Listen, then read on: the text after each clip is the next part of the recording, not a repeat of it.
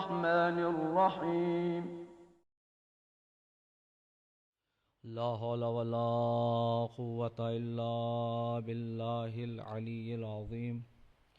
أعوذ بالله من الشيطان اللعين الرجيم. بسم الله الرحمن الرحيم.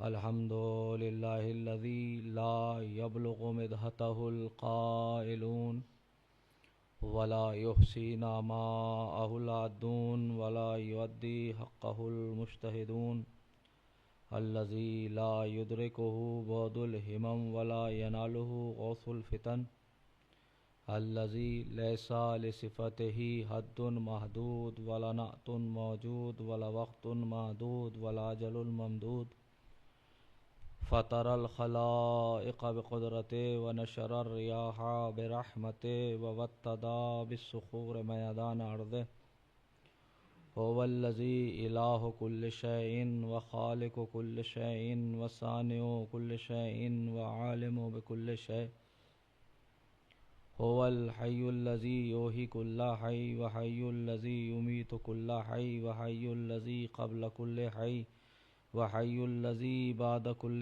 حي وحي الذي ليس كمثله حي والصلاة والسلام على رسول الثقلين محبوب رب المشرقين والمغربين جد الحسن والحسين مولانا ومقتدانا أبي القاسم محمد صلی اللہ علیہ وآلہ الطیبین الطاہرین المعصومین المظلومین ولعنۃ اللہ علی اعدائہم اجمعین من یومنا الی قیام یوم الدین. اما بعد فقط قال اللہ تعالی فی کتابہ الکریم وہو اصدق الصادقین وقولہ الحق. بسم اللہ الرحمن الرحیم. من قتل نفسا بغیر نفس او فساد فی الارض فکأنما قتل الناس جميعا ومن احیاها فکأنما احیا الناس جميعا. صلوات پڑھے محمد علیہ بآواز بلند صلوات ارشاد فرمائے بر محمد علیہ.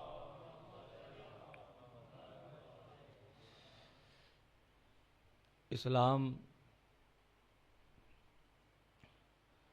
پیام امن ہے. اس عنوان سے جس سلسلہ بیان کا آغاز کیا ہے آج ہم اس کے دوسرے مرحلے میں داخل ہو رہے ہیں جس میں پروردگار عالم آپ سے گزارش ہے کہ تھوڑا تھوڑا آپ لوگ قریب ہو جائیں اور صلوات پڑھتے ہوئے تھوڑے تھوڑے قریب ہو جائیں. ایک اور صلوات پڑھے بر محمد علیہ. ایک اور صلوات پڑھے بر محمد علیہ. بہت شکریہ. سورہ مبارکہ المائدہ کی 32ویں آیت ہے کہ جو اس خمسہ مجالس کا عنوان سخن اور محور تکلم قرار پائی ہے اور اس میں پروردگار عالم تمام عالم انسانیت کو انسانیت کی قدر بیان کر رہا ہے. من قتل نفسا بغیر نفس و فساد فی الارض، جس نے ایک نفس کو ایک انسان کو قتل کر دیا جبکہ وہ کسی کا قاتل نہیں تھا اور زمین پر فاسد نہیں تھا. فکأنما قتل الناس جميعا، تو گویا ایسا ہی ہے کہ اس نے پوری انسانیت کو قتل کر دیا. ومن احیاها فکأنما احیا الناس جميعا، جس نے ایک نفس کو بچا لیا تو اس نے ایسا ہی ہے کہ پوری انسانیت کو بچا لیا. یہ سورہ مائدہ کی 32ویں آیت ہے. تو ایک طرف تو یہ ہے کہ کوئی انسان کسی کو قتل کر دے تو اس کی موت اسلام نے پوری انسانیت کی موت قرار دی ہے، اور دوسری طرف کسی کو حیات دے دی جائے تو پوری انسانیت کی حیات جو ہے قرآن مجید نے بیان کی ہے. لیکن امام جعفر صادق علیہ الصلاۃ والسلام فرماتے ہیں وَتَعْوِيلُهَا الْأَعْظَمُ مِنْ ذَلِكَ، لیکن اس آیت کی تعظیم جو ہے، تعویل جو ہے وہ اس سے زیادہ عظیم ہے. اس کی تعویل کیا ہے؟ آپ نے فرمایا ایک موت یہ ہوتی ہے کہ کوئی ڈوب رہا ہے، کوئی جل رہا ہے اور آپ نے اس کو بچا لیا۔ ایک قتل وہ ہوتا ہے کہ جب آپ نے کسی کے گلے پہ چھری چلا دی، اس کے دل کی دھڑکنیں رک گئیں، سانس رک گئی، وہ قتل ہو گیا۔ لیکن امام فرماتے ہیں اس کی ایک بہترین تعویل یہ ہے کہ جس نے کسی ایک انسان کو گمراہ کیا، گویا ایسا ہی ہے کہ اس نے انسانیت کو گمراہ کر دیا۔ اس لیے کہ گمراہ کر دینا کسی قتل سے کم نہیں ہے، بلکہ امام نے فرمایا اس سے زیادہ عظیم ہے۔ کیوں؟ کہا کہ جس نے ایک انسان کو گمراہ کیا، صراط مستقیم سے ہٹا دیا، تو گویا ایسا ہی ہے کہ اس نے پوری انسانیت کو گمراہ کر دیا۔ اور جس نے ایک انسان کو راہ ہدایت پر لگا دیا، جس نے ایک انسان کی ہدایت کی، تو ایسا ہی ہے کہ جیسے اس نے پوری انسانیت کو ہدایت پر پہنچا دیا۔ تو پتہ یہ چلا کہ اس کی دو تفسیریں معصوم نے فرمائیں۔ ایک عام موت وہ ہے کہ جو ہم سوچتے ہیں موت و حیات، اور ایک ہے ہدایت اور گمراہی۔ اگر کسی کو ہدایت پہ لگا دیا جائے تو گویا ایسا ہی ہے کہ اسے آپ نے زندگی دے دی، اور کسی کو اگر گمراہی کی طرف لے گئے تو ایسا ہی ہے کہ جیسے اس کو موت کے گھاٹ اتار دیا گیا۔ تو عزیزان گرامی، لیکن معصوم نے یہ نہیں فرمایا کہ قتل کرنا اور کسی کو زندگی دینا ایسا ہی ہے کہ جیسے کہ کسی کو گمراہ کر دینا یا کسی کو ہدایت پہ لگا دینا، بلکہ فرماتے ہیں وَتَعْوِيلُهَا أَعْظَمُ، بلکہ یہ اس سے زیادہ عظیم ہے۔ غور کیجئے گا، بلکہ یہ اس سے زیادہ عظیم ہے۔ کیوں؟ اس لیے کہ اگر کسی نے کسی کو قتل کیا تو کم سے کم اس دنیا کے لیے قتل کیا، لیکن یہاں کی زندگی محدود زندگی ہے۔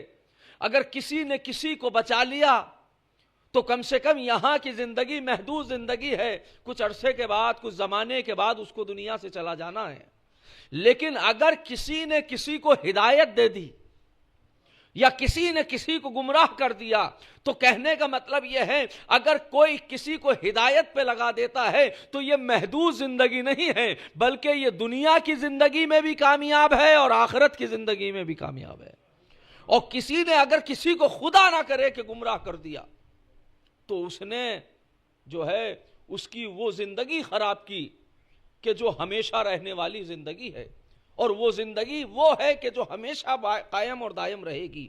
تو یہاں سے ہماری ذمہ داریاں سنگین ہو جاتی ہیں، یہاں سے ہماری ذمہ داریاں جو ہیں وہ اور زیادہ سخت ہو جاتی ہیں۔ اس لیے کہ ظاہر سی بات ہے، ہمیں جب زندگی کا کوئی قدم، اسلام نے وہیں امر بالمعروف اور نہی عن المنکر کیوں رکھا؟ امر بالمعروف اور نہی عن المنکر صرف کسی خطیب پر واجب نہیں ہے، کسی عالم پر واجب نہیں ہے، کسی طالب علم پر واجب نہیں ہے۔ ہر وہ انسان جو اچھائی جانتا ہے اسے چاہیے کہ وہ اچھائیوں کا رواج قائم کرے۔ ہر وہ انسان جو برائی جانتا ہے اسے چاہیے کہ لوگوں کو برائی سے روکے۔ اس لیے کہ اس سے بہتر جو ہے کسی کو ہدایت پہ لگا دینا، یہ عام زندگی دینے سے بہتر ہے۔ کسی کو گمراہ کر دینا موت سے زیادہ خطرناک ہے۔ تو کیا ہی اچھا ہے کہ انسان اپنی زندگی اس طرح سے گزارے کہ خود بھی ہدایت پر رہے اور دوسروں کو بھی ہدایت دیتا رہے۔ تو یہ زندگی کامیاب زندگی ہے، یہ زندگی مکمل زندگی ہے۔ تو کل میں نے آپ کی خدمت میں عرض کیا تھا کہ اسلام جو ہے وہ پیام امن دیتا ہے، انسان کی اہمیت اور انسان کی قدر اور انسان کی منزلت کو کس طرح سے اجاگر کرتا ہے۔ میں نے عرض کیا تھا کہ صرف جمادات کے حقوق نہیں ہیں، نباتات کے جو ہیں یہاں حقوق نہیں ہیں، یہاں حیوانات کے حقوق ہی صرف نہیں ہیں۔ کون سی شے اسلام میں ایسی ہے کہ جس کا حکم نہیں ہے؟ امام صادق نے فرمایا ما من واقعۃ الا وفیہ حکم اللہ، کوئی شے ایسی نہیں ہے کہ جس کا حکم پروردگار نے نہ دیا ہو۔ حتی العرش فی الخدش، یہاں تک کہ اگر انسان کسی کے لیے ایک ہلکا سا خط کھینچ دے تو اس کا بھی حکم شریعت میں موجود ہے۔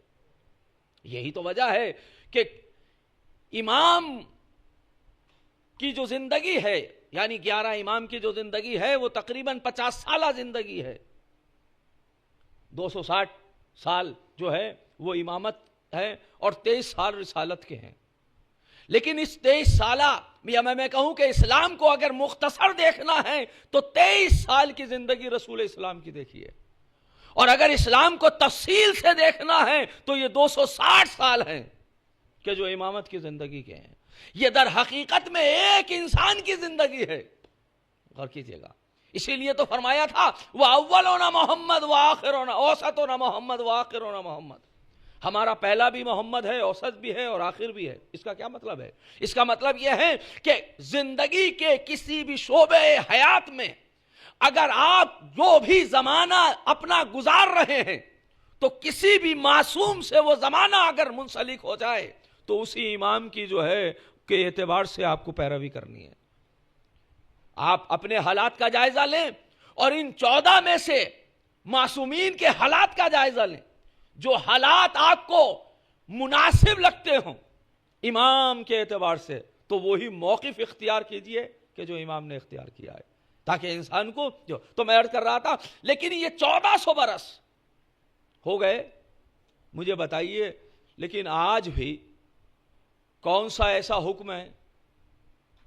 اس زمانے میں لوگ پلین پہ سفر نہیں کرتے تھے، ٹرینوں میں سفر نہیں کرتے تھے، میڈیکل سائنس اتنی آگے نہیں بڑھی تھی.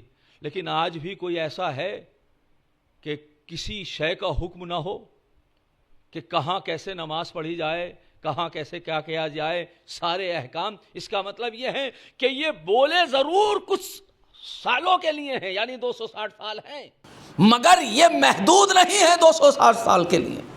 یعنی ان کا کلام جو ہے وہ زمانے کا امام ہے. یعنی جیسے یہ زمانے کے امام بن کر آئے ہیں ویسے ہی ان کا کلام ہے جو زمانے کا امام ہے. یعنی زمانہ بڑھتا رہے گا، یہ اس سے آگے رہیں گے. تو کوئی مسئلہ ایسا نہیں ہوگا کہ جو یہاں حل نہ ہو جائے. تو عزیزان گرامی، تو اب اسلام نے جو ہے وہ کوئی شے ایسی نہیں ہے جس کا حکم نہ دیا ہو. لیکن اب سوال یہی ہے کہ میں نے کل آپ کے سامنے زمین کے حقوق کی طرف اشارہ کیا، نباتات کے حقوق کی طرف اشارہ کیا، جمادات اور حیوانات کے رائٹس کی طرف دیکھا. تو جہاں حیوان کے اتنے اہتمام ہوں، انسان کی اتنی قدر ہو، زمینوں کی اتنی قدر ہو، جمادات و نباتات کی اتنی اہمیت ہو، تو پھر آخر کیا وجہ ہے کہ دوسری طرف اسلام جو ہے وہ قربانی کے لیے کہتا ہے، جانوروں کو قتل کرنے کے لیے کہتا ہے، کاٹنے کے لیے، ذبح کرنے کے لیے کہتا ہے.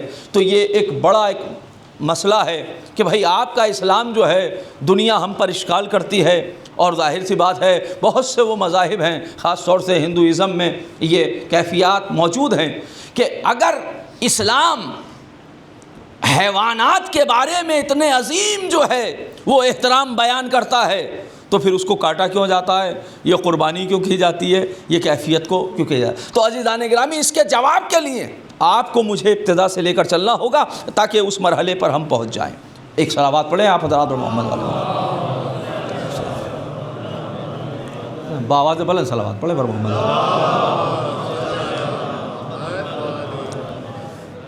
دیکھیے ہمیں نظام کائنات کو سمجھنا ہے.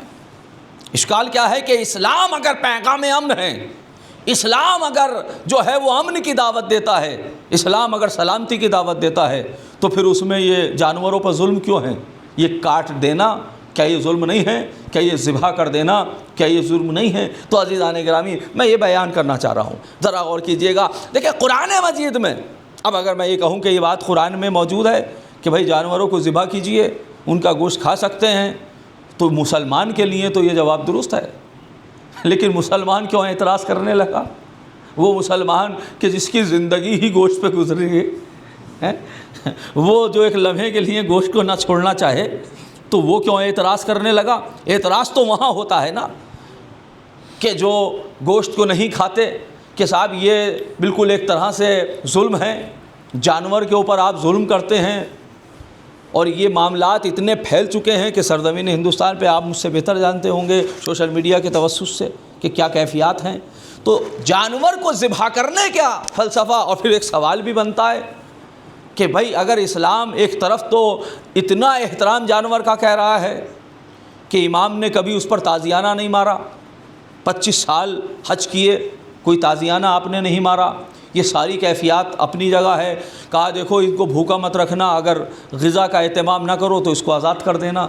تو معصومین کی سیرت میں بہت ساری کیفیت ملتی ہے، اور دوسری طرف یہ ہے کہ آپ اسے ذبح کر دیجئے، تو باقر کیا کیفیت ہے؟ تو ہمیں اس کائنات کے نظام کو سمجھنا ہوگا، مزید و توجہ کیجیے گا۔ تو میں معیار عقل پر، تاکہ یہ عقلی جواب ہر ذہن انسانی میں محفوظ ہو کہ اسلام ان سب حکموں کے باوجود بھی پیغام امن دیتا ہے، اور کیجیے گا۔ اور وہ کیسے، میں آپ سے پوچھ رہا ہوں۔ اب ظاہر ہے کہ میں قرآن مجید سے مطابقت اس لیے کر رہا ہوں تاکہ آپ کو یہ بات بھی ذہن میں رہے کہ یہ شے قرآن میں ہے، لیکن اس کو آپ قرآن کی آیات سے ہٹا کر معیار عقل پر تول کر جو ہے وہ گفتگو کو سنیے۔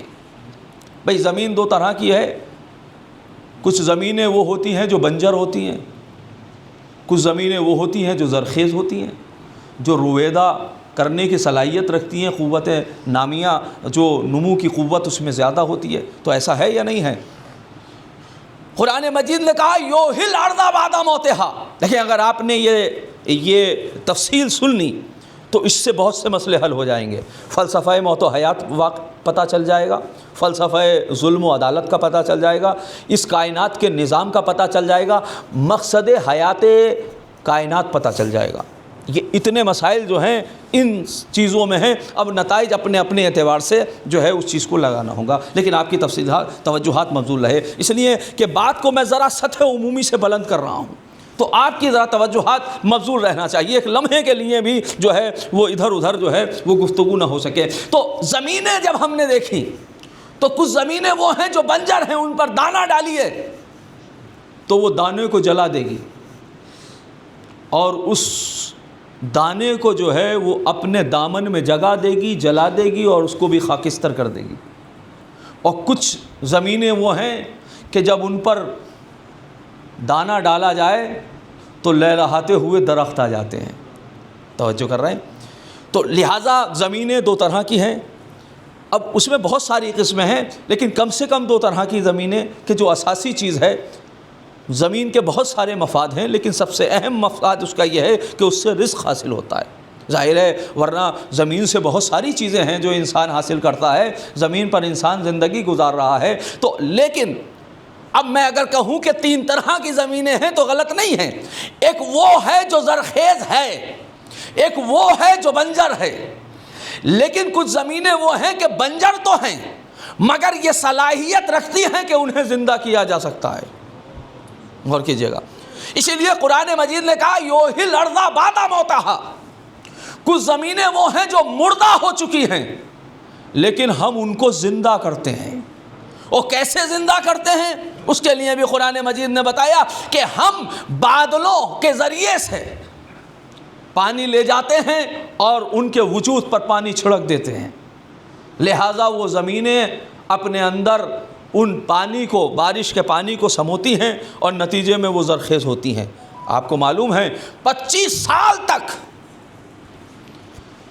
کہ جو خلافت راشدہ کا زمانہ تھا اس میں 25 سال تک مولا امیر المومنین کے اہم کاموں میں سے یہ ایک عظیم کام تھا کہ آپ بنجر زمینوں کو زرخیز کیا کرتے تھے۔ مدینے سے باہر نکل کر آپ نے بہت ساری زمینوں کو جو ہے وہ زرخیز کیا ہے۔ تو پروردگار کہہ رہا ہے کہ یوحی الارض بعد موتہا، کہ جب زمین مردہ ہو جاتی ہے تو ہم جو ہیں اس کو حیات دے دیا کرتے ہیں۔ ادھر پروردگار نے کہا ہم حیات دیتے ہیں، ادھر علی نے حیات دے کر بتایا کہ کیسے حیات دی جاتی ہے۔ تو لہذا وہ 25 سال جو آپ نے حیات دی ہے، اب میں آپ سے یہ پوچھ رہا ہوں، دیکھیں اب تو ایک مردہ زمین اور ایک زندہ زمین، مفہوم حیات یہاں سے واضح ہوتا ہے، مردہ زمین اور ایک جو ہے وہ زندہ زمین۔ اب آپ جو زمین زندہ زمین ہے، جو زرخیز زمین ہے، اس پر ایک دانہ آپ لیتے ہیں اور تھوڑا سی مٹی آپ نے ہٹائی، اور ہٹانے کے بعد جو ہے اس میں وہ دانہ ڈالا، اور پھر اس کے بعد اس کو ڈھک دیا اور تھوڑا سا پانی ڈالا، کچھ وقت کے بعد کوپل نکلنے لگی۔ توجہ کر رہے ہیں؟ کوپل نکلی۔ مجھے انصاف سے بتائیے وہ کوپل جو زمین سے نکلی ہے اتنی نازک ہے کہ اگر اس پر شبنم پڑ جائے تو مرجھا جائے، اگر تیز ہوا چل جائے تو وہ ٹوٹ جائے، تو آخر وہ کیسے اس نے زمین کے سینے کو چیر کر یہ کوپل کیسے نکل آئی ہے؟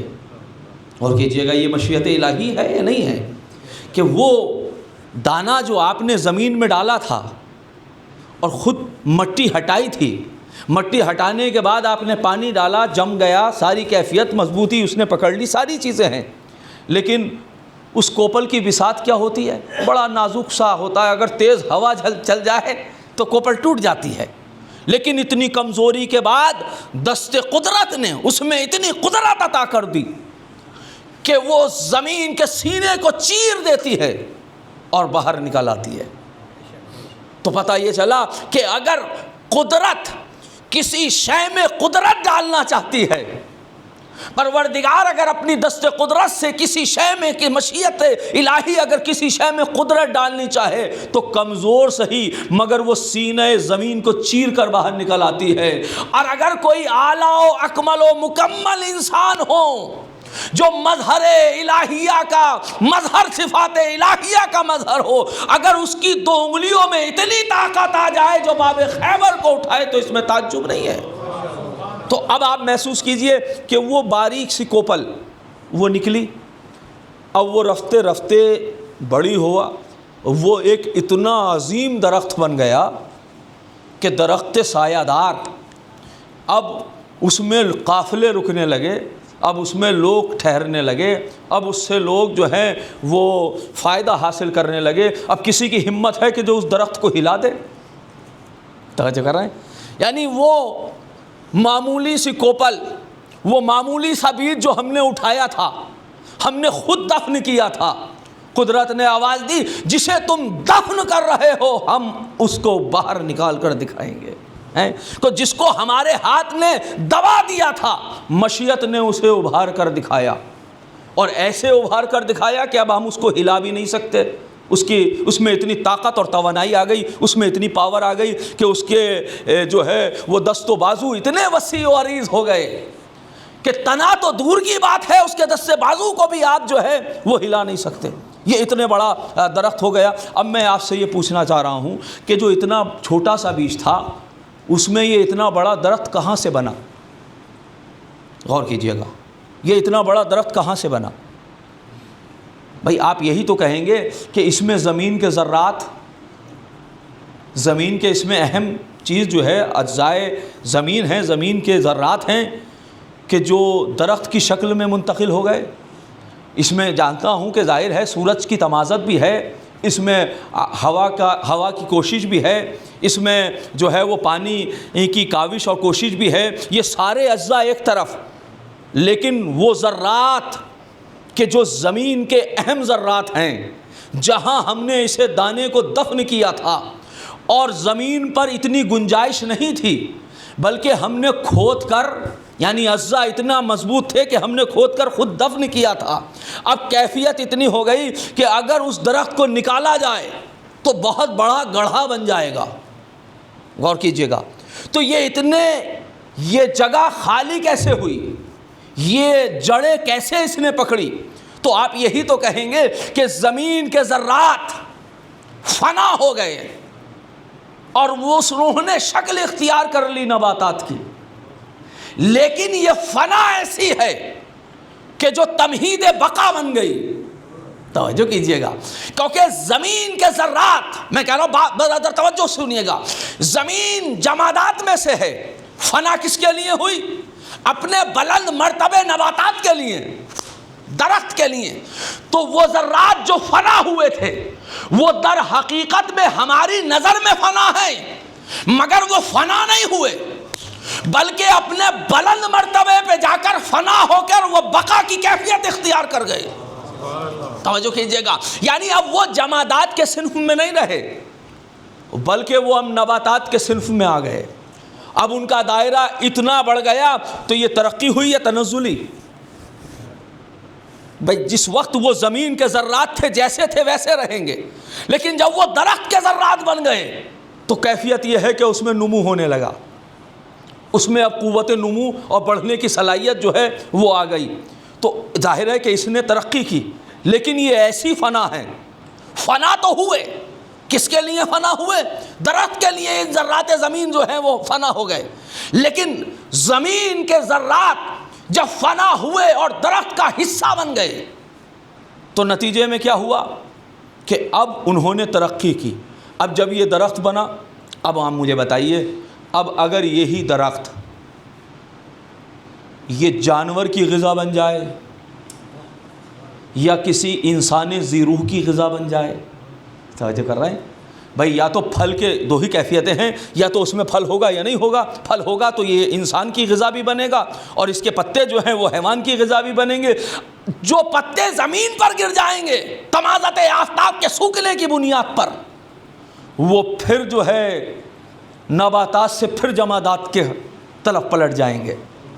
لیکن جو کسی کے کام آ جائیں گے، اپنے بلند کے کام آ جائیں گے، تو پتہ یہ چلا کہ ابھی تو وہ نباتات کے دائرے میں تھے، اب جب اس کو حیوانات نے اپنا لقمہ بنایا تو وہ حیوانات کا حصہ بن گئے، تو اپنے بلند کے لیے فنا ہو گئے۔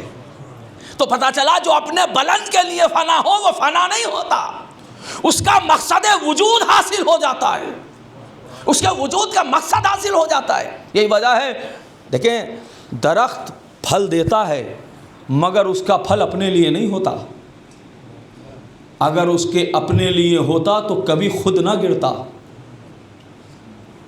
توجہ کر رہے ہیں بھائی؟ جب پک جاتا ہے تو وہ خود بخود جو ہے وہ زمین پر گر جاتا ہے، تو اس کا مطلب یہ ہے کہ یہ اس کا ثمرہ ضرور ہے، یعنی یہ درخت کی مخلوق ہے مگر درخت کے لیے نہیں، یہ کسی اور کے لیے ہے۔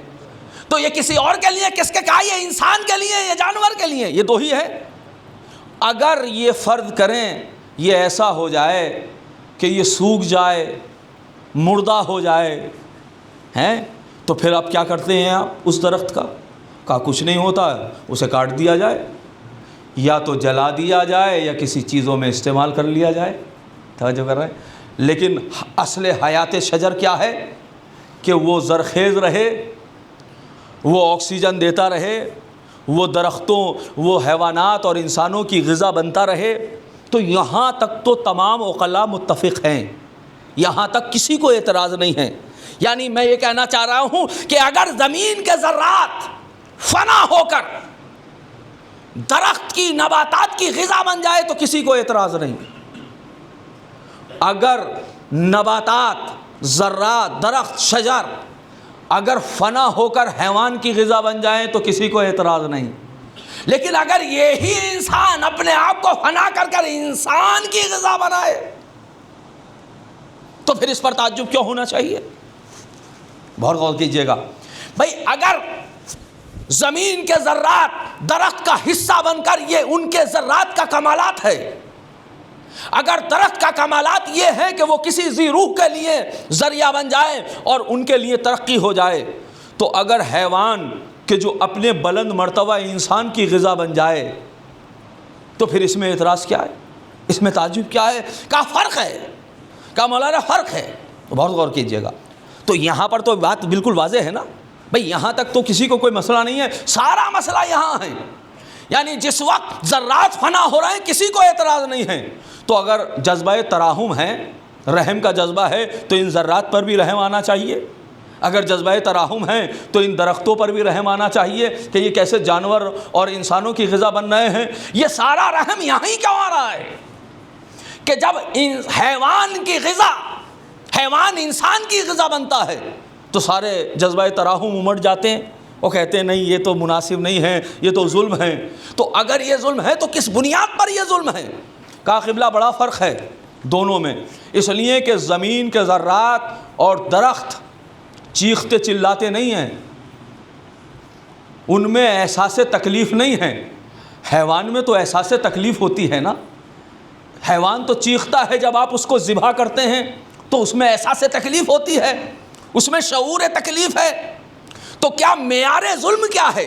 معیار ظلم یہی ہے کہ اذیت ہو، کیا یہ ہے معیار ظلم؟ یعنی یہاں اس کا مطلب یہ ہے کہ معیار ظلم یہ ہوا کہ جہاں احساس تکلیف ہوگی وہ ظلم ہے، اور جہاں تکلیف کا احساس نہ ہو وہ ظلم نہیں ہے، کو قبلہ ذرات چیختے نہیں ہیں، درخت چیختے نہیں ہیں، لیکن یہ تو کم سے کم چلاتے ہیں، چیختے ہیں، تو ان کا تقابل ان سے نہیں کیا جا سکتا، انہیں احساس تکلیف ہوتی ہے، چیختے ہیں، چلاتے ہیں یہ جانور۔ تو اگر معیار ظلم یہی ہے کہ چیخنا اور چلانا اور تکلیف، احساس تکلیف ہونا، تو اس کا مطلب یہ ہے کہ اگر کوئی ڈاکٹر ہوش و حواس میں کسی مریض کا آپریشن کر رہا ہو تو وہ ظلم کر رہا ہے، اور اگر کوئی انسان کسی کو بے ہوش کر دے اور بے ہوش کر کر اس کو قتل کر دے تو وہ مجرم نہیں ہونا چاہیے، اس لیے کہ جس کو بے ہوش کر دیا گیا اس کو قتل کرنے کے بعد تکلیف کا احساس نہیں ہوگا،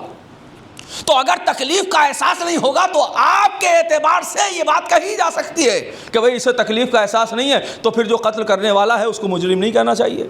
تو آپ جس کو بھی قتل کرنا چاہیں تو پہلے آپ اسے بے ہوش کر دیجئے، بے ہوش کرنے کے بعد آپ اسے قتل کرتے ہیں، اور جب وہ قتل کر دیں گے تو کیا ہوگا؟ کہا صاحب احساس تکلیف تو ہوگی نہیں، تو ہم مجرم نہیں ہیں، اس لیے کہ احساس تکلیف تو ہو۔ تو کسی بھی قانون تعزیرات میں کیا یہ اجازت ہے کہ کوئی انسان بے ہوش ہو اور اسے قتل کر دیا جائے؟ تو یہ شرط کسی میں نہیں، سب جگہ مجرم کہلائے گا۔ ہاں اس کے لیے یہ شرط ہے کہ جو کر رہا ہے وہ دیوانہ تو نہیں ہے، وہ اپنے ہوش و حواس میں ہے۔ تو شرط کیا ہے؟ مقتول کے لیے یہ شرط نہیں ہے کہ وہ اپنے ہوش و حواس میں ہو تبھی جرم ہوگا، قاتل کے لیے یہ شرط ہے کہ وہ اپنے ہوش و حواس میں ہو۔ تو میرا سوال یہ ہے کہ اگر ظلم احساس تکلیف کا نام ہے تو زمین کو ولو نہ ہو، احساس تکلیف، درختوں کو احساس تکلیف نہ ہو، مگر جو تکلیف دے رہا ہے وہ تو عقل مند ہے، تو پھر اس کو چاہیے کہ وہ درختوں کو نہ کاٹے، اسے چاہیے کہ وہ پھلوں کو نہ لے، اس کو چاہیے کہ وہ پھولوں کو نہ توڑے، اس کو چاہیے کہ جو ہے وہ زمین پر ہل نہ چلائے، اس لیے کہ صحیح ہے اگر زمین پر احساس تکلیف نہیں ہے تو آپ کے پاس تو ہے بھئی، اگر اس کے پاس عقل و شعور نہیں ہے تو تمہارے پاس تو عقل و شعور ہے۔ اور اس زمانے میں تو کوئی یہ بھی نہیں کہہ سکتا، چلے جمادات کی بات اور ہے لیکن نباتات کے لیے تو یہ سائنس کہہ رہی ہے نا کہ ان میں بھی زندگی ہوتی ہے، درختوں میں بھی حیات پائی جاتی ہے، درختوں میں بھی جو ہے وہ زندگی کار فرما ہیں، یہ بھی سانس لیتے ہیں۔ تو جو سانس لے رہے ہیں، جن کے لیے یہ ثابت ہو چکا ہے، تو چلیے پہلے آپ نے جو کیا وہ کیا، لیکن اب تو آپ کو علم ہو چکا ہے نا، اب تو آپ کو پتا ہے کہ جس طریقے سے حیوان جو ہے وہ زندگی رکھتا ہے ویسے ہی یہ بھی حیات رکھتے ہیں، تو پھر آپ کیوں ان کو ذبح کر رہے ہیں، آپ ان کو کیوں کاٹ رہے ہیں؟ اور عزیزان گرامی یہی نہیں ہے بلکہ مائکروسکوپ کے لیے، دوربین کے ذریعے آج تو آپ یہ محسوس کر رہے ہیں کہ اگر آپ پانی بھی پیتے ہیں تو اس میں بھی جراثیم، اس میں بھی چیزیں موجود ہیں، اس میں بھی زورو جو ہیں وہ موجود ہیں، اور خوردبین کے ذریعے سے اگر آپ محسوس کریں تو خوردبین جانور اس میں موجود ہیں۔ اگر آپ سانس لیتے ہیں تو جب آپ تنفس لیتے ہیں، سانس لیتے ہیں، تو جب آپ نے سانس لیا تو اس سانس میں ہوا کے ذریعے سے نہ جانے کتنے جو ہیں وہ خوردبینی حیوانات آپ کے اندر منتقل ہو جاتے ہیں، تو پھر سانس لینا چھوڑ دیجئے، پھر جو ہے وہ درختوں کا کاٹنا چھوڑ دیجئے، ان سے استفادہ چھوڑ دیجئے، پانی چھوڑ دیجئے۔ کہا نہیں، مسئلہ یہ نہیں ہے، وہاں احساس زیادہ ہوتا ہے۔ تو ظلم کا مطلب یہ نہیں ہے کہ جہاں کم تکلیف ہو وہ ظلم نہ ہو، اور جہاں زیادہ تکلیف ہو وہ ظلم ہو، تو یہ معیار نہیں ہے۔ عقل، یاد رکھیے گا، ہمیشہ جو ہے وہ جذبات کے معاملے اصولوں کو تبدیل نہیں کرتے، اصول رہتا ہے، وہ جذبات کا تابع نہیں ہوتا۔ یہ نہیں کہ اگر ہمیں اس جانور سے محبت ہے تو وہ اصول ختم ہو جائے گا، جذبات، محبت ہونا اور ہے تو اصول ہے۔ تو اب پتہ یہ چلا اس کائنات کا نظام یہ ہے کہ ہر ناقص اپنے کامل کے کام آتا ہے، ہر انکمپلیٹ اپنے کمپلیٹ کے کام آتا ہے۔ اللہ نے اس نظام کو بنایا ہے اس کائنات میں کہ ہر ناقص اپنے کامل کے کام آئے، ہر کمزور اپنے قوی کے کام آئے، مگر ایسے نہیں کہ جیسا چاہے ویسے اس اعتبار سے۔ کہا ناقص اپنے کامل کے اگر کام آئے گا تو اسے مقصد حیات بھی مل جائے گا، اور اس کے وجود کا ثمرہ بھی اسے نصیب ہو جائے گا، اور اس کی فنا جو ہے وہ بقا میں تبدیل ہو جائے گی، وہ فنا نہیں ہو سکتا۔ یہی وجہ ہے کہ جمادات نباتات کے لیے ہیں، نباتات حیوانات کے لیے ہیں، اور حیوانات انسانوں کے لیے ہیں۔ تو یہاں سوال بنتا ہے تو پھر انسان کس کے لیے ہیں؟ بھائی یہ توجہ کیجئے گا، یہ کیفیت کو آپ محسوس کیجئے گا۔ اب ظاہر ہے کہ دیکھیں جس طریقے سے سارے جانور، اب کہیں گے بھائی سارے جانور تو انسان نہیں کھاتا نا، تو جس طرح سے ساری زمینیں جو ہیں وہ زرخیز نہیں ہوتی، ویسے ہی سارے جانور معقول اللحم نہیں ہوتے، جیسے سارے جو ہے وہ نباتات جو ہیں وہ غذا حیوان کی نہیں بنتے، بہت سارے نباتات وہ ہوتے ہیں جو زہریلے ہوتے ہیں۔ میں یہ نہیں کہہ رہا وہ بے مقصد ہوتے ہیں، ان کا بھی مقصد ہے، دوائیوں میں استعمال یا دوسرے مقاصد ان کے ہوتے ہیں، لیکن جو اساسی مقصد ہے تو ظاہر ہے کہ نہ جانے کتنے ایسے جو ہے وہ نباتات ہیں کہ جو حیوانات کی غذا نہیں بنتے، مگر وہ درخت ہیں، مگر وہ نباتات کی کیفیت میں ہیں۔ ویسے ہی سارے حیوانات انسان کی غذا نہیں ہے، اور انسان تو ویسے بھی دو پہلو رکھتا ہے، اس کا ایک پہلو جسمانی پہلو ہے، ایک پہلو روحانی پہلو ہے۔ تو ہمیں جسمانی اعتبار سے ہی صرف نہیں دیکھنا ہے، اس کے روحانی پہلوؤں کو بھی دیکھنا ہے۔ تو اب روحانی پہلو کو دیکھنے کے لیے تو روحانی پہلو کوئی روحانی ڈاکٹر بتائے گا، بھئی جسمانی تقاضے جسمانی ڈاکٹر بتائے گا، روحانی تقاضے روحانی ڈاکٹر بتائے گا۔ تو جو روحانی ڈاکٹر ہوتا ہے اور جو روحانی طبابت ہوتی ہے اسی کا نام شریعت ہے۔ توجہ کر رہے ہیں؟ اسی کا نام شریعت ہے۔ یہی وجہ ہے کہ بہت سے جانور ہیں مگر معقول اللحم نہیں۔ ٹھیک ہے تمہارے جسم کو نقصان نہیں دیتے مگر تمہاری روح کو نقصان دیتے ہیں۔ اب میں بچوں کے لیے مثال دے رہا ہوں، دیکھیں اگر دو گلاس ہوں اور دونوں گلاس میں ایک گلاس میں جو ہے وہ خون ہو تو ظاہر ہے لیب میں آپ اسے ٹیسٹ کر سکتے ہیں، تو وہ آپ کے لیے جو ہے جسم کے لیے نقصان دہ ہے اگر آپ اسے پئیں گے، تو سائنس اس کو ثابت کر سکتی ہے۔ لیکن اگر کوئی گلاس کسی سے چھینا ہو اور اس میں صاف و شفاف پانی ہو اور آپ کہیں کہ بھائی اسے ٹیسٹ کرو یہ پینے کے لائق ہے یا نہیں، تو میڈیکل سائنس تو یہی کہہ دے گی کہ ہاں یہ پینے کے لائق ہے، اس میں کوئی مسئلہ نہیں ہے۔ لیکن شریعت نے آواز دی نہیں، یہ تمہاری ملکیت نہیں ہے، یہ چھینا ہے، جب چھینا ہے تو تم نہیں پی سکتے۔ میں نے کہا نہیں، نتیجہ تو یہ نکلا ہے اور واضح ہے نتیجہ۔ کیا نتیجہ واضح ہے کہ یہ پینے کے لائق ہے؟ کہا جسم کے لیے تو صحیح ہے مگر روح کے لیے صحیح نہیں ہے۔ توجہ کیجئے گا، جسم کے لیے اگر صحیح بھی ہو جائے تو تمہاری روح کے لیے صحیح نہیں ہے۔ تو پتہ یہ چلا ہے ویسے ہی کچھ جانور اسی بنیاد پر حلال اور حرام ہو گئے، کچھ جانور حلال اور حرام ہو گئے۔ تقاضا اگر صرف یہی ہوتا کہ اپنے بلند کے لیے قربان ہونا ہے تو ہر جانور انسان کے لیے حلال ہو جاتا، لیکن مسئلہ صرف جو ہے وہ جسم کا تقاضا نہیں ہے، روح انسانی کا بھی تقاضا ہے۔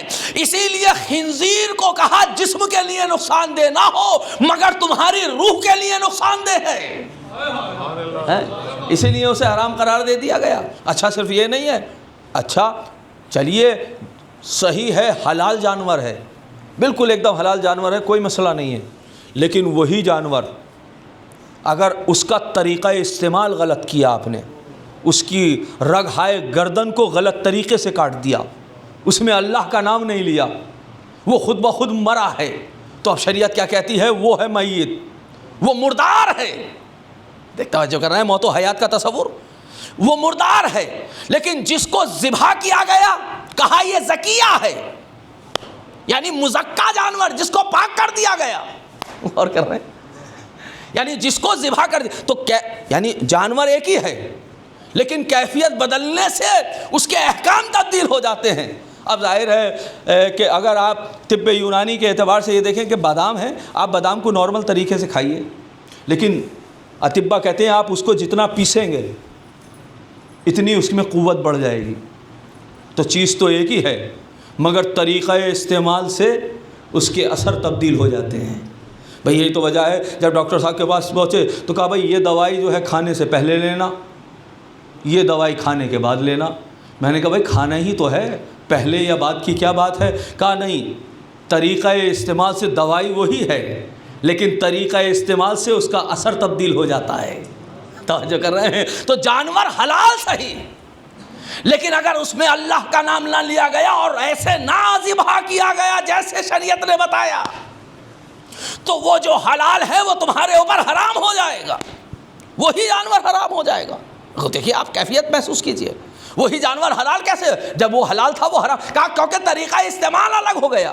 اب صرف حلال اور حرام کا مسئلہ نہیں ہے، احکام بھی تبدیل ہو جائیں گے۔ جو ذبح شرعی طریقے سے ہوا تو کہا یہ مزکا تو ہے ہی ہے، طاہر بھی ہے اور کھانے کے لائق بھی ہے، یعنی حلال بھی ہے اور طاہر بھی ہے۔ اور وہ جانور جو مردار ہے، کہا یہ نجس ہے اور کھا بھی نہیں سکتے۔ یہ کوئی ضروری نہیں ہے کہ جو چیز پاک ہو اسے کھا بھی لیا جائے۔ دیکھیں مٹی پاک ہوتی ہے وہاں کھانا حرام ہے، تو یہ ضروری نہیں ہے کہ نجس ہے اس لیے حرام ہے۔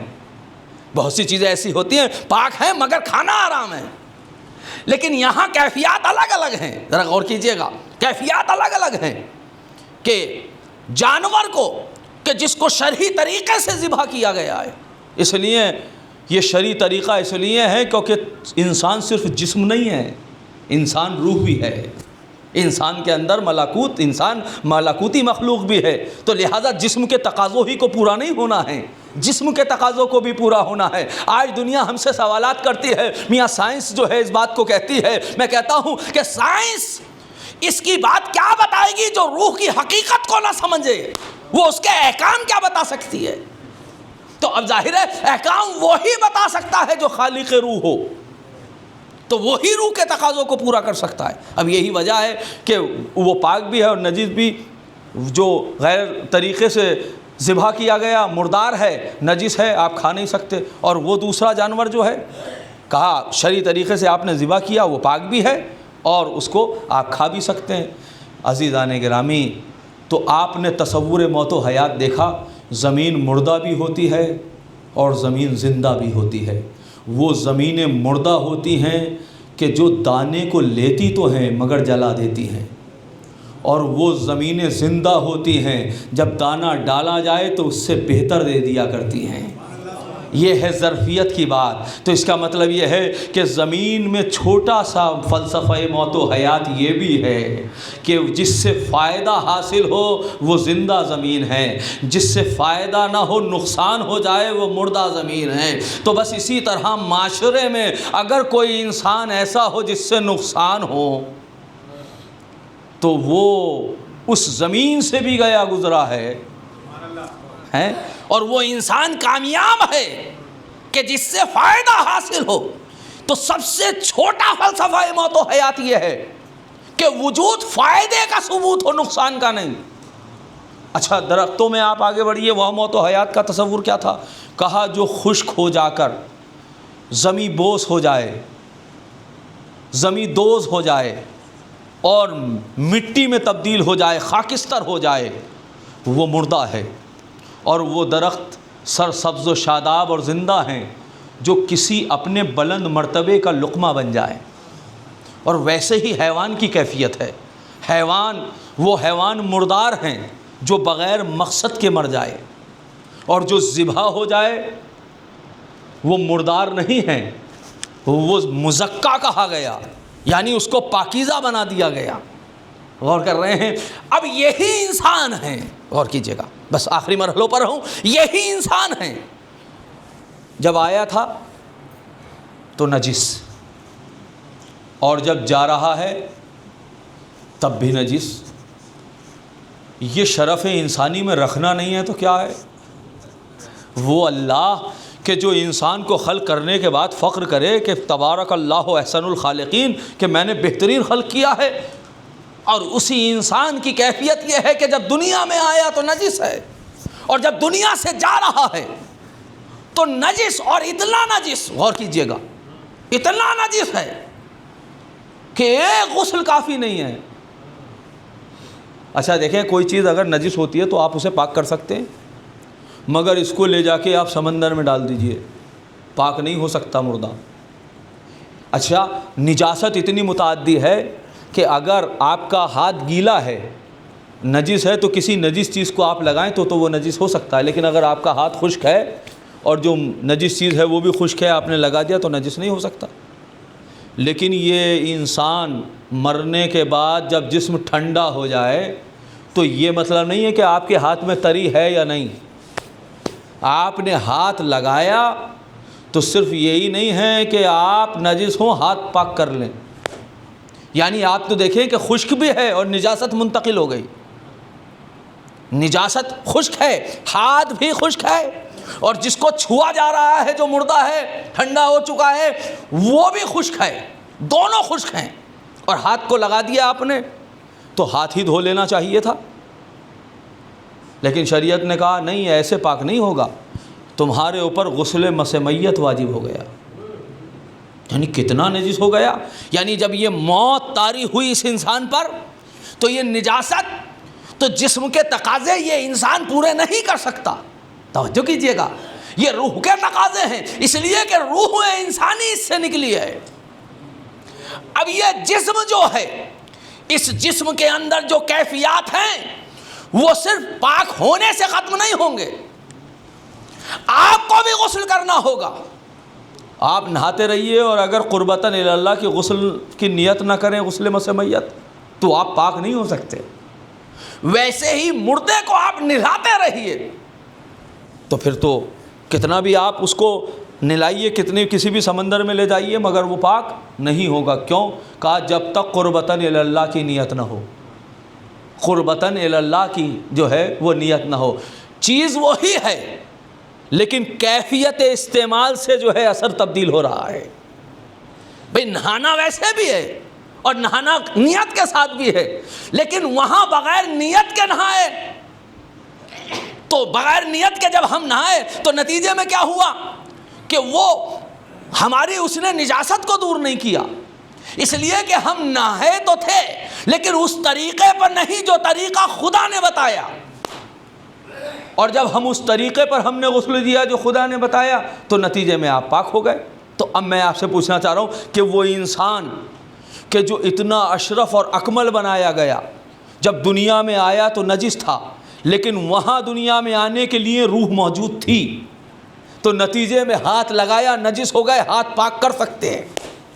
لیکن یہی انسان جب روح نکل رہی ہے، میں روح کے تقاضے آپ کو بیان کر رہا ہوں، جب روح نکل گئی ہے تو اب وہاں پر ہاتھ تمہارا تر ہو یا نہ ہو، وہ جسم تر ہو یا نہ ہو، مگر جیسے ہی ہاتھ لگایا غسل آپ کے اوپر بھی واجب، اس کے اوپر 3 غسل آلریڈی واجب، صرف نہانے سے مسئلہ حل نہیں ہوگا، قربتاً الی اللہ کی نیت ہوگی، تو اس کا مطلب یہ ہے کہ اعمال کا دار و مدار نیت پر ہے، اور نیت پہ اسی وقت ہوتا ہے جب وہ روح کا حصہ بن جائے۔ غور کیجئے گا عزیزو، جب وہ روح کا حصہ بن جائے تو اب یہاں سے اس نظام کائنات کا ایک نتیجہ یہ سامنے آتا ہے کہ زمین اگر اپنے درخت کے لیے قربان ہو جائے تو یہ قربانی نہیں ہے، یہ ایک مفہوم شہادت ہے جو اس کو حیات عطا کر دیتی ہے۔ نباتات جو ہے اپنے حیوانات کے لیے قربان ہو جائے تو نتیجے میں کیا ہوگا، کیفیت یہ ہو جائے گی کہ وہ فنا نہیں ہوا، اسے حیات مل جائے گی۔ حیوان اسی طرح اگر انسان پر فدا ہو جائے تو اس کے لیے یہ ہلاکت نہیں ہے بلکہ اس کے لیے یہ ترقی کا زینہ ہے۔ ویسے ہی انسان اگر خدا کی راہ میں جو ہے اپنی آپ کی شہادت دے تو اب یہ شہادت اس منزل پہ ہوگی، نہ اسے غسل کی ضرورت ہے نہ کفن کی ضرورت ہے۔ ایک صلوات پڑھیں بر محمد و آل محمد۔ اب سوچئے، غور کیجئے، میں یہ کوشش کرتا ہوں کہ میری مجلسوں میں تھوڑا سا ذہن جو ہے وہ ہلنا چاہیے، جستجو کا سلسلہ بڑھنا چاہیے۔ آپ سوچئے کہ اگر راہ خدا میں جہاد دینے والے کے لیے غسل کا نہ کرنا واجب ہے، یعنی اسے غسل نہیں دیا جائے گا، اسے کفن نہیں دیا جائے گا، جس لباس میں شہید ہوگا اس لباس میں اسے دفن کر دیا جائے گا، اب جبکہ خون بھی ہے تو خون تو نجس ہوتا ہے، لیکن یہ خون کیسے پاک ہوا؟ کہا یہ ایسے ہی پاک ہوا جیسے جانور کو آپ ذبح کریے تو جو خون جسم میں رہ جاتا ہے تو وہ پاک ہے، اس لیے کہ شرعی طریقے سے ہوا ہے، اپنے بلند پہ قربان ہوا ہے۔ لیکن وہی اگر مردار ہو تو ایک ایک ذرہ نجس ہے۔ غور کر رہے ہیں؟ ویسے ہی انسان، جب تک وہ انسان اپنے اعتبار سے ہے انسان تو خون نجس ہے، لیکن اگر جب اپنے آپ کو راہ خدا میں قربان کرتا ہے تو اب اسے غسل کی ضرورت نہیں ہے، اس لیے کہ غسل کی ضرورت اسے ہو جہاں نجاست آئے۔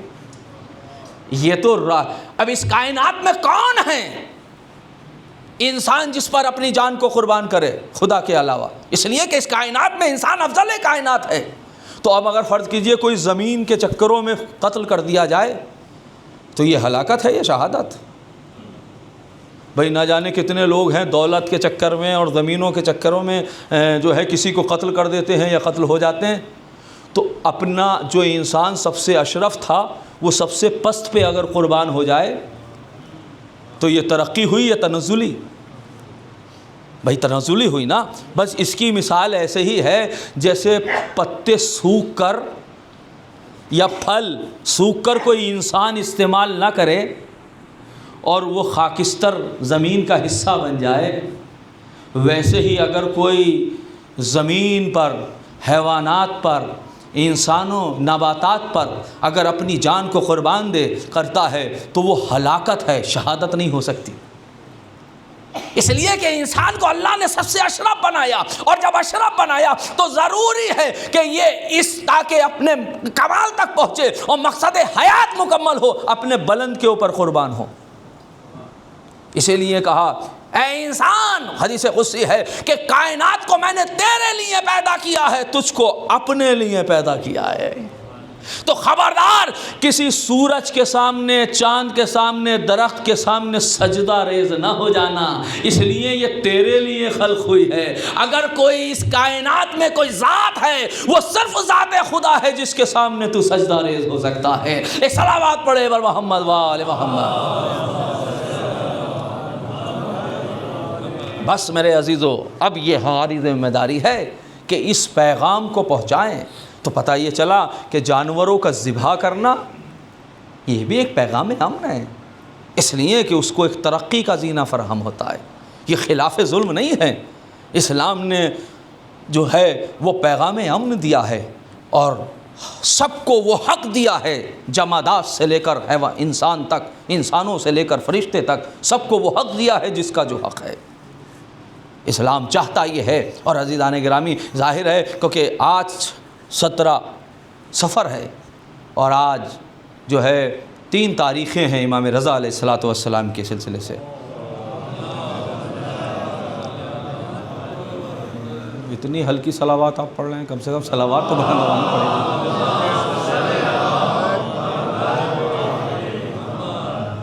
بھائی۔ کم سے کم 1 گھنٹہ ہم چیخ چیخ کے آپ کو سنا رہے ہیں تو ایک چیخ آپ بھی اپنی سنا دیجئے صلوات کی شکل میں۔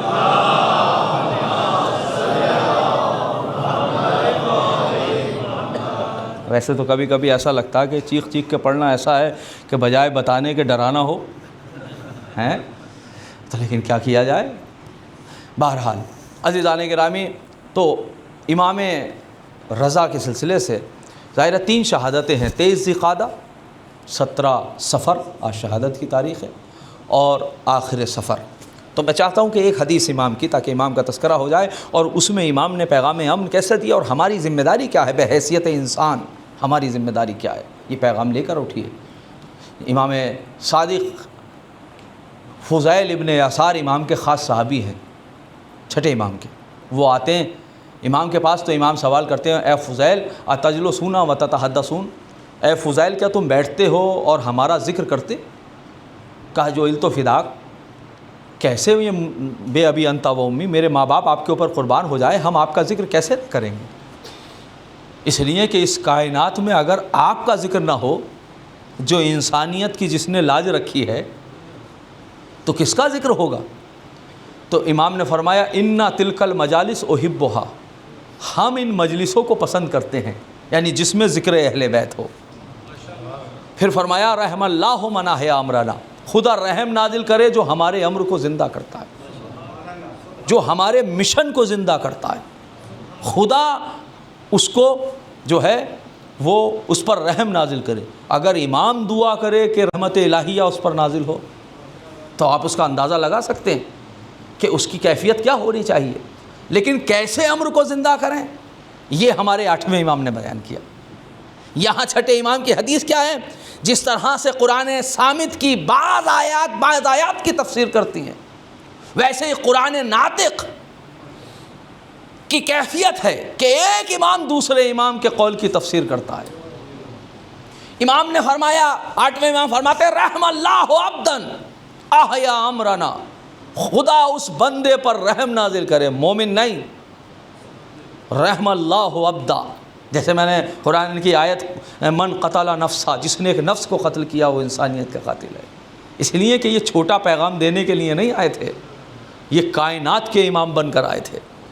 فرمایا رحم اللہ عبدان، خدا اس بندے پر رحم نازل کرے، من احیا امرنا، جو ہمارے امر کو زندہ کرتا ہے۔ ابا سلط ہروی سے یہ جملے ارشاد فرما رہے ہیں۔ ایک مرتبہ ابا سلط ہروی نے کہا، وَكَيْفَ يُحْيَىٰ عَمْرُكُمْ يَا ابْنَ رسول اللہ، فرزند رسول یہ تو بتائیے کہ آپ کے امر کو زندہ کیسے کیا جائے گا۔ دیکھیں یہاں پر جو ہے وہ سوال کا حل جو ہے پوچھا ہے کہ مولا یہ تو بتائیے کہ وہ مجلس پسند ہیں آپ کو کہ جس میں آپ کے امر کو زندہ کیا جائے، لیکن آپ کے امر کو زندہ کیسے کیا جائے؟ اب امام نے جواب دیا، امام جواب دیتے ہیں، اَن يَتَعَلَّمْ عُلُومَنَا، تمہیں چاہیے کہ ہمارے علوم کو جانو، ہمارے علوم کو سیکھو، وَيُعَلِّمُهَا النَّاسِ، اور کمال یہ نہیں ہے کہ تم خود ہی سیکھ کر اپنے پاس رکھو، نہیں، لوگوں تک ہمارے علوم کو پہنچاؤ۔ یہ کسی اور کی ذمہ داری نہیں ہے، یہ ہر مومن کی ذمہ داری ہے کہ ہمارے علوم و علوم آل محمد کو خود اپنے تک محدود نہ رکھنا، لوگوں تک پہنچاؤ۔ لو علم الناس محاسن کلامنا لاتبعونا، اور جب تم ہمارے علوم کو لوگوں تک پہنچاؤ گے تو ہمارے کلام میں اتنی کشش ہے کہ تمہیں یہ کہنے کی ضرورت نہیں ہے کہ آپ امام کو فالو کریں، ہمارا کلام خود انہیں کھینچ کر لے آئے گا۔ ہمارے کلام میں وہ خوبصورتی پائی جاتی ہے، ہمارے کلام میں وہ کشش پائی جاتی ہے۔ اس لیے جس طرح سے ہم کائنات کے امام ہیں، ویسے ہمارا کلام بھی کائنات کے کلام کا امام ہوتا ہے، لہذا کھینچ کر لے آئیں گے۔ عزیزو، مشکل آج یہی ہے، اسلام جو ہے پیغام امن کیوں نہیں رہا؟ اس لیے کہ لوگ دین پڑھ کر دین کا تجزیہ نہیں کرتے، مسلمانوں کو دیکھ کر دین کا بیان کرتے ہیں۔ اسی لیے امام نے فرمایا تھا کہ دین کو سیکھنا ہے، دین کو اگر سمجھنا ہے تو اہل دین سے نہ سیکھو بلکہ اہل دین کو دین سے سمجھو۔ یعنی اگر کسی کا اندازہ لگانا ہے، اگر یہ دیکھنا ہے کہ مسلمان کون ہے تو یہ دیکھو کہ اسلام کیا کہتا ہے، لیکن اگر یہ دیکھنا ہے کہ اسلام کیا کہتا ہے تو یہ نہیں دیکھنا ہے کہ مسلمان کیا کر رہا ہے۔ توجہ کیجئے گا، یعنی اگر ہمیں مسلمان کو دیکھنا ہے تو ہمیں اسلام کو سمجھنا ہوگا، اور ہمیں اسلام کو سمجھنا ہے تو یا قرآن کو سمجھنا ہوگا یا محمد و آل محمد کو سمجھنا ہوگا۔ اسی لیے اور امام کو اس کا اندازہ تھا کہ کچھ دنیا میں ایسے لوگ آئیں گے کہ جو قرآن سے اور اہل بیت سے دین کو سمجھ کر دین کا اعلان نہیں کریں گے بلکہ اسلام کو بدنام کریں گے، اسلام کو دہشت گردی کا نام دیں گے، اس دین کو دہشت گردی کی طرف جو ہے نسبت دیں گے۔ کس بنیاد پر؟ اس لیے نہیں کہ انہوں نے قرآن پڑھا ہے، اس بنیاد پر نہیں کہ انہوں نے سیرت محمد و آل محمد کو پڑھا ہے، بلکہ اس لیے کہ وہ مسلمانوں کے کرداروں کو دیکھیں گے۔ اسی لیے معصوم نے فرمایا، چھٹے امام نے فرمایا، کونو لنا زینا ولا تکونو علینا شینا، دیکھو اگر تمہاری نسبت ہم سے ہے تو ہمارے لیے باعث زینت بننا، باعث مذمت نہ بننا۔ اس لیے کہ کچھ لوگ وہ بھی ہوں گے جو تمہیں دیکھ کر ہمارا اندازہ لگائیں گے۔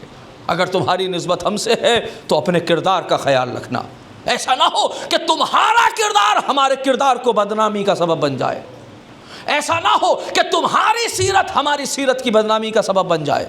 خبردار اپنا اس سلسلے سے خیال رکھنا عزیزان گرامی۔ تو لہٰذا 8ویں امام نے بھی جو یہ فرمایا ہے کہ ہمارے علوم کو سیکھو، کا کیا مطلب ہے؟ یعنی ہمیں چاہیے کہ معصومین کی سیرت کو اپنے وجود میں سرات کریں، اور وَيُعَلِّمُهَا النَّاسَ، اور لوگوں تک ہم یہ علوم کو پہنچائیں۔ تو جب ہم لوگوں سے ملے تو پہنچانے کی دو کیفیتیں ہیں، یا تو آپ پیغام کلام کے ذریعے سے پہنچاتے ہیں، یا خود آپ کا وجود پیغام پہنچانے کا ذریعہ بن جاتا ہے۔ یہ پیغام اور ہے، ظاہر ہے کہ کس طرح سے پہنچائے۔ اگر ولادت اور شہادت بھی ہو تو کم سے کم آپ کے گھر میں رہنے والے، آپ کی جاب پر رہنے والے، آپ کے دوست و احباب، دوسرے مذاہب کے لوگ، اگر آپ سے ملاقات ہے، دوست احباب ہے، تو آپ کہہ تو سکتے ہیں کہ آج ہمارے امام، ان کا نام یہ ہے، ولادت یہ ہے، انہوں نے اس سلسلے سے یہ بات کہی۔ یقین جانیے ایک قول بھی کبھی کبھی تبدیل کر دیتا ہے۔ وہ 14 سیکنڈ کا ویڈیو تھا کہ جو 40 کا تھا، پچھلے 3-4 سال پہلے کی بات ہے۔ 14 منٹ کا جو ہے وہ کلپ کسی کرسچن نے دیکھا تو متوجہ ہوا کہ بھئی یہ کون سی جگہ ہے کہ جہاں کروڑوں کی تعداد میں لوگ تیزی سے جا رہے ہیں۔ اب اس کا خود کا یوٹیوب پر یہ تفصیلات موجود ہیں۔ وہ خود کربلا گیا اور جاننے کے بعد جو ہے اس نے خود امام کی زیارت کی۔ آج کیفیت یہ ہے کہ وہ خود کتابیں لکھ رہا ہے اور اس پر مسلسل گفتگو کر رہا ہے، اور اس کی کیفیت جو ہے وہ منقلب ہو رہی ہے۔ تو یہ کیا ہے؟ صرف 14 سیکنڈ کا کلپ تھا، اور جو آپ کا دوست ہو، جو آپ کے آفس میں ہمیشہ ساتھ رہنے والا ہو، جو آپ کی باتوں کو سن رہا ہو، آپ ان کی باتوں کو سن رہے ہو، تو یہ امام کا قول نہیں ہے کہ کمال یہ نہیں ہے کہ تم ہی ہمارے کلام پر عمل کرو۔ نہیں، اگر ہمارا اسلام بدنام ہو رہا ہے تو تکلیف کس کو ہوگی؟ تکلیف اسے ہی ہوتی ہے جو وارث دین ہوتا ہے۔ اگر اسلام کے قوانین کو چینج کیا جا رہا تھا، بدلا جا رہا تھا، تو آخر حسین ہی کیوں اٹھے؟ حسین ہی قربانی کو کیوں دے رہے ہیں؟ اس لیے کہ جو وارث ہوتا ہے اسے تکلیف ہوتی ہے۔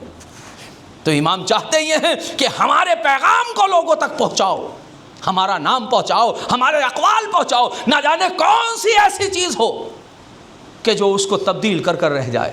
جناب حر کو کس نے تبدیل کیا؟ ایک ہی جملہ تو تھا، سکلت اموں کا یا حر، اے حر تیری ماں تیرے ماتم میں بیٹھے۔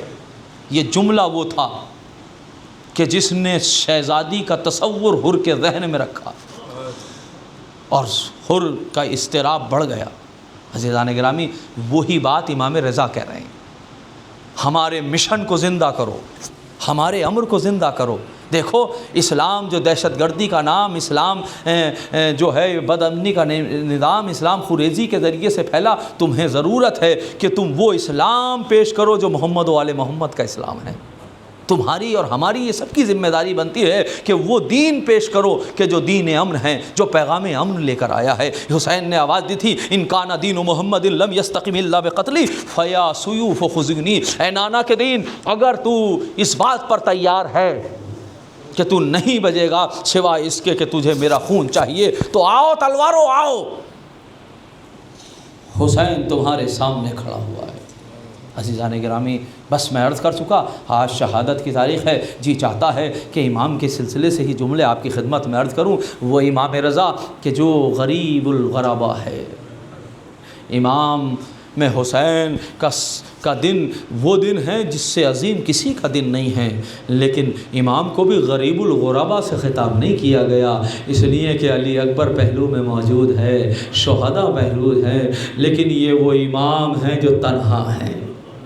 السلام علیکہ یا غریب الغربا، سلام ہو اس امام پر جو مسافروں کا مسافر ہے۔ عزیزو، ظاہر ہے کہ جب امام کو لے جایا جا رہا تھا، تاریخ کہتی ہے کہ امام کو جب لے کر مامون رشید نے امام کو بلایا ہے مدینے سے، تو اسی سال جب امام حج پر گئے ہیں تو 5 سال کے امام محمد تقی ہیں، اور 8ویں امام جو ہیں وہ طواف کر رہے ہیں۔ طواف کرنے کے بعد ایک مرتبہ 5 سال کے امام محمد تقی ہیں، غلام نے اپنے کاندھے پر جو ہے وہ لیا ہوا ہے اور طواف کروا رہا ہے۔ بس امام رضا اپنے خیمے کی طرف آئے اور ایک مرتبہ غلام سے کہا، اپنے صحابی سے کہا، کیا ہوا؟ امام جواد کہاں ہے؟ میرا فرزند کہاں ہے؟ کہا مولا وہ مقام ابراہیم پر بیٹھے ہوئے ہیں اور گریہ کر رہے ہیں اور اٹھنا نہیں چاہتے، پتہ نہیں کیا بات ہے۔ بس ایک مرتبہ امام رضا گئے، تاریخ تاریخ کہتی ہے کہ ایک مرتبہ اپنے بیٹے کے قریب گئے،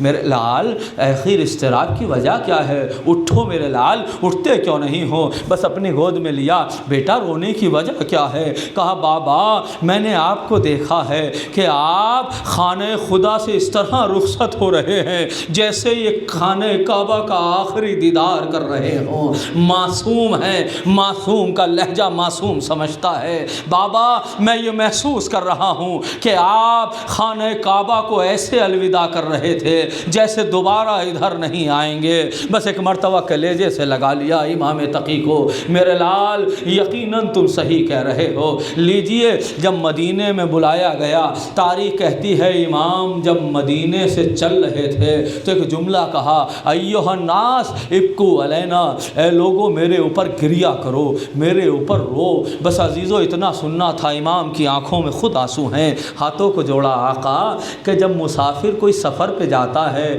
تو رونا اس پر اچھا نہیں مانا جاتا۔ امام نے فرمایا تم نے صحیح کہا، مگر اس مسافر پر جس پر لوٹنے کی امید ہو، میں وہ مسافر ہوں جو کبھی پلٹ کر واپس نہیں آؤں گا۔ عزیز و مختل نے لکھا ہے، یا حسین کی رخصتی مدینے سے لکھی ہے یا 8ویں امام کی رخصتی مدینے سے لکھی ہے، میں تفصیلات کو بیان نہیں کرتا، لیکن ہاں جب امام گئے ہیں، تاریخ کہتی ہے امام وہاں پہنچ گئے، 2 سال تک تقریباً امام وہاں پر رہے ہیں خراسان میں۔ ابھی چند مہینے امام کو گئے تھے کہ بہن بھائی کے دیدار کے لیے اور اس کے کچھ اور بھی مقاصد تھے، قافلے کے ساتھ بھائی بھی موجود ہیں، دوسرے بھائی، کیونکہ 7ویں امام کثیر الاولاد ہیں، اپنے ساتھ فاطمہ معصومہ قم نے اپنے بھائیوں بھتیجوں کو لیا اور ایک مرتبہ بھائی سے ملاقات کے لیے یہ قافلہ چلا۔ کدھر چلا؟ یہ قم کی طرف یہ قافلہ چلا ہے تاکہ خراسان میں امام رضا سے گفتگو اور بات کی جائے۔ عزیزو اس کے بہت سے اسباب تھے، یہ قافلہ کیوں آگے بڑھ رہا تھا؟ تاریخ کہتی ہے کہ قم کے 100 کلومیٹر کے فاصلے پر ایک جگہ ہے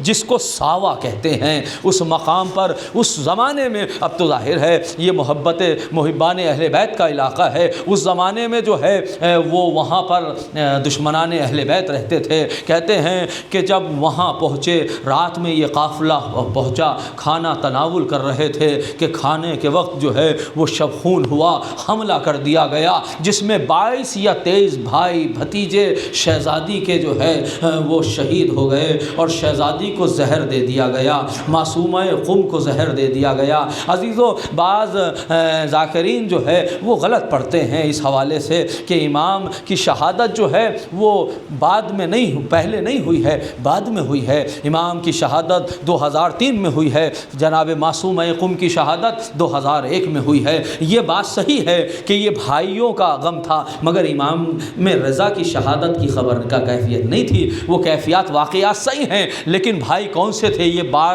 22 23 جو بھائی بھتیجے شہید ہوئے تھے، اس کا غم اتنا تھا۔ اس کا ایسا اس لیے کہ وہ بھی تو بھائی تھے، اس لیے کہ وہ بھی تو بھتیجے تھے۔ لیکن ایک مرتبہ جیسے ہی معصومہ قم کی طبیعت منقلب ہوئی، کہا دیکھو یہاں کون سا شہر قریب ہے؟ کہا یہاں سے قم قریب ہے۔ کہا وہ قم میں نے سنا ہے کہ وہ ہمارے چاہنے والوں کا شہر ہے، ہمیں وہاں لے چلو۔ بس تاریخ کہتی ہے معصومہ قم آ رہی تھی۔ اب جیسے ہی اہل قم نے دیکھا کہ معصومہ قم آ رہی ہیں، بہنوں واقعہ پتہ ہے کہ بھائیوں کی شہادتیں ہوئی ہیں، بھتیجوں کی شہادتیں ہوئی ہیں، اہل قم محسوس کر رہے ہیں کہ غم گسار ہیں، غمگین ہیں معصومہ قم۔ بس ایک مرتبہ سیاہ پردے لگا دیے گئے، تمام اہل قم نے سیاہ لباس پہن لیے تاکہ جب بی بی کا استقبال کیا جائے تو ان کو تسلیت اور تعزیت دی جائے۔ لیکن عزیزو جیسے ہی معصومہ قم آئی، چاروں طرف دیکھا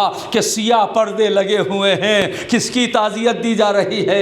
جو بھائی اور بھتیجے شہید ہوئے ہیں، یہ ان کی تعزیت ہے۔ تمام اہل قم جو ہے وہ کیسا لباس پہنے ہوئے آئے ہیں. بس عزیزو سب نے تسلیت اور تشفیت دی. میں کہوں گا معصومہ قم یقیناً چند بھائیوں بھتیجوں کا قتل ہو جانا یہ عظیم قربانی ہے, یہ عظیم قربانی ہے اور آپ پر بڑا دشوار ہے, لیکن کم سے کم اہل قم کے پاس جب آپ آئیں تو اہل قم نے سیاہ پردے لگا تو دیے, تعزیت و تسلیت کے لیے مجمع جمع ہو گیا. مگر اللہ رے زینب بھائیوں بھتیجوں کے لاشیں پڑے ہوئے ہیں, بھائی کو سامنے ذبح کر دیا گیا ہے. منادی کی ندا ہے الا قتل الحسین بکربلا, الا ذبح الحسین بکربلا. ارے کسی نے یہ بھی نہ پوچھا عباس مر گئے, علی اکبر جدا ہوا, ہم سے کسی نے یہ بھی نہ پوچھا کہ کیا ہوا. ارے کوئی زینب کی فریاد سنے.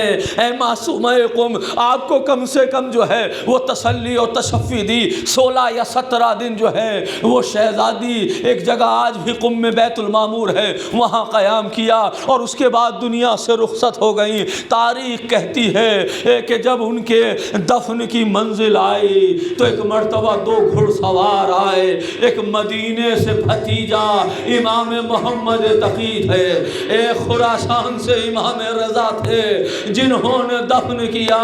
لیکن ہاں جب 17 سفر آئی تو ابو حمزہ ابا سعد سے امام نے فرمایا اے ابا سعد مجھ سے کہا گیا ہے کہ تم آ جاؤ, اور اس نے مجھے مامون نے بلایا ہے, اس کا ارادہ نیک نہیں لگتا. بس عزیزوں میں نے مصائب کو تمام کیا.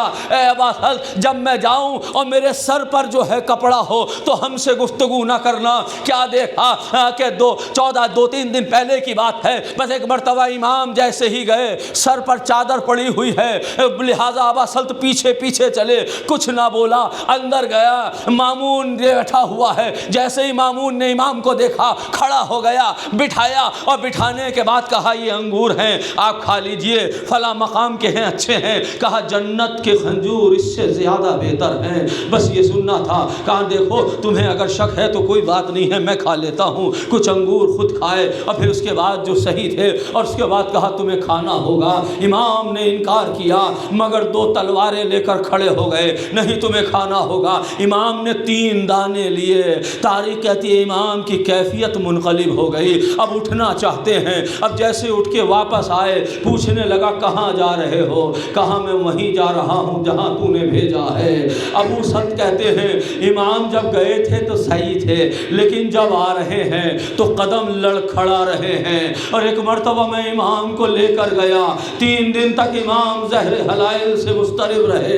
اے ابا سعد یہ ہماری آخری دن ہے, اے ابا سعد دروازوں کو بند کر دو اور کہو کہ کیوں یہاں نہیں آئے. بس ابا سعد کہتے ہیں ایک کمرے میں امام جو ہے وہ موجود ہے. میں صحن خانہ میں بیٹھ گیا, اتنے میں میں نے دیکھا کہ 8 برس کا بچہ ہے کہ جو صحن خانہ میں ہے. میں نے سلام کیا, قریب گیا, آقا اے شہزادے تم کون ہو اور یہاں بند دروازے میں کیسے آئے؟ اے ابا سعد جس نے ہمیں مدینے سے یہاں پہنچایا ہے اس نے ہی بند دروازے سے خانہ خانہ میں بتایا ہے. یہ گفتگو ہو ہی رہی تھی کہ امام رضا نے دروازے کو کھولا, باہوں کو پھیلا دیا, اے میرے بیٹا آ جاؤ. لہذا 8 برس کا سن ہے, کلیجے سے لپٹ آیا اور خوب گریہ کیا. ابا سعد کہتے ہیں باپ اور بیٹے خیمے ایک مرتبہ روم میں گئے, کمرے میں گئے اور حجرے میں جانے کے بعد گفتگو کرتے رہے کہ اتنے میں 8 برس کا بچہ نکلا. انا للہ و انا الیہ راجعون. ہمیں دنیا سے جو ہے وہ امام رخصت ہو گئے. لیجئے اے ابا سعد غسل کا اہتمام, امام کو صرف امام ہی غسل دے سکتا ہے. جاؤ, جانے کے بعد پانی کا اہتمام کرو. استحخانے میں جانا, وہاں کافور رکھا ہوا ہے, کفن رکھا ہوا ہے. آقا استحخانے میں تو میں نے کچھ ایسا نہیں دیکھا. نہیں ہم کہہ رہے ہیں جاؤ تہخانے سے لے کر آؤ. اب ابا سعد کہتے ہیں میں نے دیکھا تہخانے میں پانی تھا, ساری چیزیں تھیں جو امام نے کی لائے. یہ تاریخ آل محمد میں یہ پہلا امام ہے اب کہ جو 8 برس کا سن ہے امام کو غسل دے رہے ہیں, غسل دے رہے ہیں. تنہا کیا مظلومیت امام محمد تقی ہے کہ باپ دنیا سے رخصت ہو گیا, کوئی تسلی اور تشفی دینے والا نہیں ہے. ابا سعد ہیں ہے یا خود ہے، اور غسل دے رہے ہیں۔ غسل دینے کے بعد نماز کو مکمل کیا، نماز کو مکمل کرنے کے بعد کہا بس عزیزو میں نے مجلس کو ختم کیا، اے ابا سعد ارکان دولت سے کہہ دو، اب خبر کر دو کہ امام دنیا سے رخصت ہو گئے ہیں۔ بس عزیزو لہذا اعلان کیا گیا، تاریخ کہتی ہے چاروں طرف سے خراسان سے لوگ آنے لگے، والی اور رضا کے صدائیں بلند ہونے لگی، امام کے جنازے کو بڑی شان و شوکت سے اٹھایا گیا۔ حد یہ ہے کہ قاتل بھی جو ہے متظاہر کیفیت میں شریک ہو گیا، امام کو غسل و کفن دینے کے بعد دفن کر دیا گیا۔ لیکن میں کہوں گا مولا یقیناً غریب الغربا کا اتنا احساس ضرور ہے کہ آپ کی 8 برس کی سن ہے، لیکن کم سے کم آپ نے غسل و کفن تو دے دیا، آپ کے بابا کو شان و شوکت سے دفن تو کر دیا۔ لیکن مولا ارے ذرا سید سجاد کے دل سے پوچھئے، ہاتھوں میں ہتھکڑیاں ہیں، پیروں میں بیڑیاں ہیں، گلے میں توقے خاردار ہے، 72 لاشیں بے گور و کفن پڑے ہوئے ہیں۔ فیضان اب فریاد کر رہی ہے یا جدہ صلی علیہ ملیک السما، اے نانا آپ نے فرشتوں میں نماز پڑھی، ھذا الحسین مرمل بالدماء، یہ میرا بھائی حسین ہے جو خون میں غلتا ہے، جس کو پس پس ذبح کر دیا گیا ہے۔ منادی کی ندا ہے الا قتل الحسین، الا ذبح الحسین، ماتم حسین۔